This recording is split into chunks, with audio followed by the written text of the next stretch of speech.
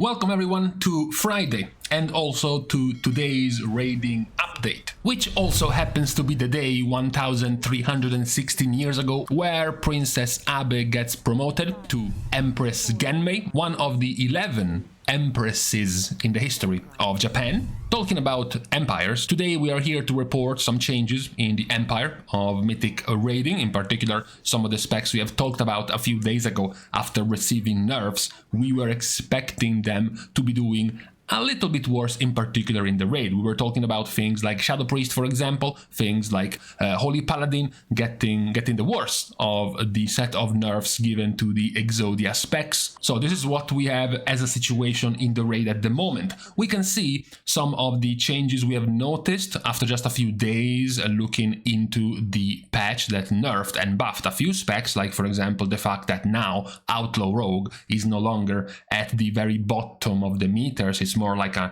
average spec after being buffed by 5% in damage. We have also been seeing a constant trend, which is worth repeating, the fact that mages across the board continue to be performing quite well. All three of them, Arcane, Fire and Frost, even after Fire and Frost were both nerfed in their AoE damage. We also had a buff actually to the AoE damage of Unholy. Not that they needed it, in particular in the raid, as they continue to be one of the stronger of the specs overall. It is something that we can start seeing pictured in tier lists and rankings. Like for example, here we finally see for once Holy Paladin, as we were predicting, going below a couple of the higher HPS specs and tying up into 3rd to 4th place overall. This was somewhat expected, even if we go and look at the healing at the moment of these specs. Holy Paladin has been losing a bit after being nerfed this last reset, so that's somewhat expected in the raid. Not nearly as expected of them to lose out in Mythic class, but for the raid they are now no longer into broken OP territory. It took a bit over a month to adjust to the power of Holy Paladin, but now it's a pretty fair spec in the raid at the very least. The other thing we mentioned when talking about nerfs and about the spec that was going to be hit the most is of course Shadow. Shadow had a big weakness in Mythic Plus, which was their single target. Being nerfed in also their single target in the last set of nerfs have made them quite weak. If we were, for example, to switch to a pure single target encounter like Magmorax, you can find Shadow Priest even lower down, towards the bottom, together with Balance and Destruction. So it might be one of the cases where players butt heads with each other, complaining that, for example, in this case, something too strong in Mythic Plus was nerfed, but this nerf has ended up weakening the spec in the raid as well, even though they did not need to be nerfed in the raid. You can also see the changes in question in the tier list, where Shadow Priest has dropped one tier below their usual S tier spot they used to be in. Once more though, these type of rankings are still quite volatile and quite also subjective. If you can see in here, for example, Arcane is considered one of the lower of the range specs. Even if you go in another tier list, you can still see Arcane being quite the low spec, while lots of value is being given to Ret and to Havoc. If we go back here, Havoc and Ret are still considered quite highly. If we go back to the actual results, here is Ret and here is Havoc, towards the bottom half of the actual performance in the raid. What we can see perhaps as some of the more balanced situation at the moment, on top of some of the differences in damage. If you can see here, for example, the gap, okay, the difference in damage from the lowest one, the one that is having the lowest average DPS in the raid, and the highest, the one with the highest top level of damage, which is 128 of Arcane, the gap from 116 and 128 is basically 10%. So every other spec is within 10% of each other. The numbers are quite close to each other. Even if we look at the actual real numbers in terms of logs, you can see that the lowest average is Assassination, which is 116.9, and the highest average is Unholy with 125.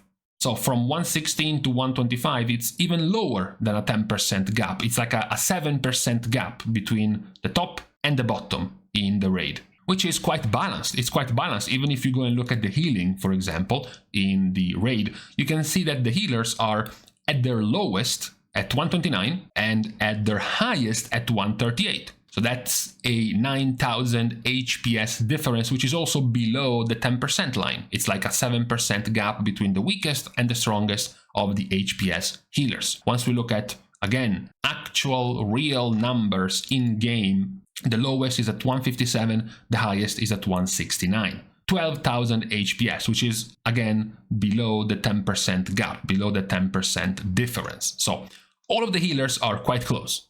Their potential average healing goes from median of 150 to median of 147, to median of 149.8, to median of 147.9, right? The medians are incredibly close. You know, if Resto Shaman was slightly bit stronger, we would have gotten one of the closest averages of healers we have gotten in a long time.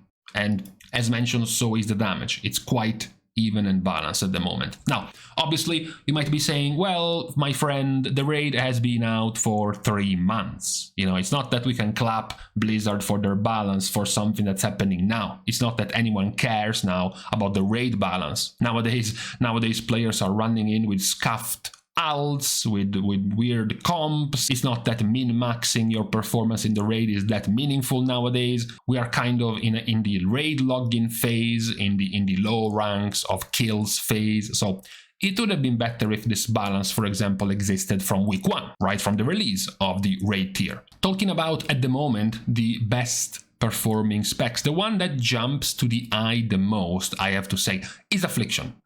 The reason why Affliction jumps out is because out of all of the specs that are doing, let's just say, well, out of all of the specs, Affliction is the one with the most consistent results. If you look at Sarkareth, Affliction is 3rd, but Unholy, which is, you know, the top spec at the moment, is much lower down. And on top of that, Fire Mage is like one of the bottom specs. But then you move over to Echo of Neltarion. Affliction stays in the top half. When you move over to Magmorax, a pure single target fight, Affliction is 3rd.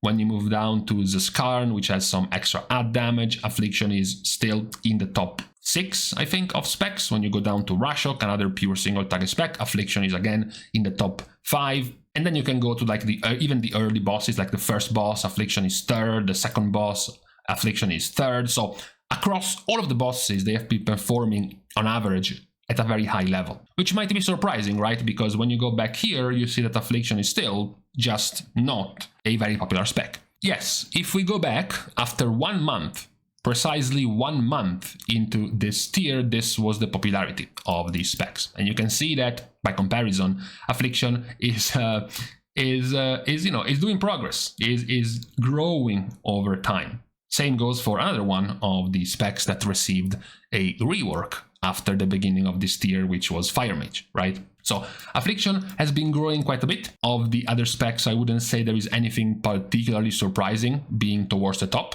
We already knew about the power of Unholy in the raid as a raid spec, not nearly as much as a Mythic Plus spec, but in the raid they are very competitive, so is Enhancement, who is also doing very well.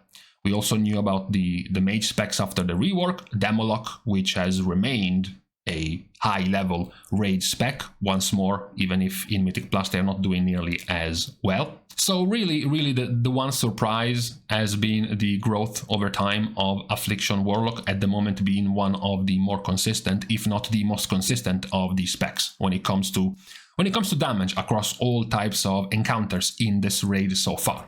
Now, worth mentioning again that in 10.1.7, even though it's a patch with some balance tuning attached to it, the only balancing we are going to be receiving is not here. The balancing we are going to be receiving is here, because it's going to be some changes to these 2 specs, Restoration Druid and Mistweaver Monk. There is quite some buzz about the positive changes or the strong changes of Resto Druid that will benefit them in Mythic Plus. It's yet to see how the changes will impact them in the raid. And then we have the changes to Mistweaver Monk as well. Mistweaver Monk is a classic spec who tends to be at the top of the HPS very often, but at the bottom of the popularity very often. It's also one of the more skewed type of specs. If you see here, they are technically second, but they are below the average of 3 of the specs below them. So they have quite high highs, but they also have basically the lowest of the lows. together with Discipline Priest. So they are also more volatile compared to other specs, likely because it's not a very popular spec, it's not a very played spec, and not many players are too experienced with this spec in general. So we will see what the changes bring in 10.1.7. However, as mentioned, we won't really be seeing much of anything when it comes to DPS in this next patch coming in like 2 weeks at this point, first week of September. It will be interesting to see, of course, after 10.1.7 launches, we will start getting 10.2 in DPTR, which means we will start to read and hear about the planned balance tuning coming for 10.2, the intentions that Blizzard has towards the tier sets to be released in 10.2. I'm sure many of you know by now the importance, the power that a tier set can give you and how much it can change a certain spec in power. So it's going to be interesting now that we're entering this very important phase of balancing and of tuning of specs before the release of the next season. For now, though, this is what we have in terms of the situation in the raid. So with this out of the way, on this Friday, according to some radicals, the beginning of the weekend, it's time to leave each other once more. We are starting, as usual, our goodbyes by thanking all of the Patreon supporters for the contribution and help to the growth of the channel. You can still, of course, obviously support in other ways that are completely free. You can like and comment down below, as well as subscribe to the channel itself. So, with these things out of the way, thank you guys again for watching. See you guys tomorrow, and in the meantime, nice. I was getting undressed because I needed to change to go out, and I still was able to, hold on, was able to finish recording the video. Neat.